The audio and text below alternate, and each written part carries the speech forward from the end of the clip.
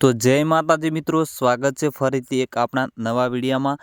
તો મિત્રો તમે આપણી ચેનલમાં નવા આવ્યા હોય તો મિત્રો આપણી ચેનલને સબસ્ક્રાઈબ કરી નાખજો।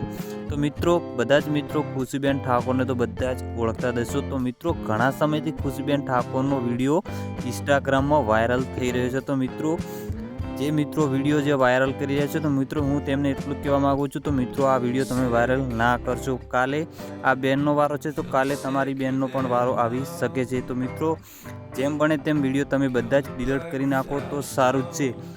તો જય માતાજી મિત્રો, ઘણા મિત્રો એવું કહે છે આના આટલા ભાગ આવે, આવું થયું તેવું થયું। તો મિત્રો એમને હું એટલું કહેવા માગું છું, તો મિત્રો તમે આવું ના કરશો, જેના માટે તમે કાયદેસર કાર્યવાહી પણ થઈ શકે છે। તો મિત્રો જલ્દી બને તેમ તમે વિડીયો ડિલીટ કરી નાખો। તો મિત્રો જે ભૂલ થઈ એ થઈ ગઈ, તો આવું આપણે ના કરવું જોઈએ।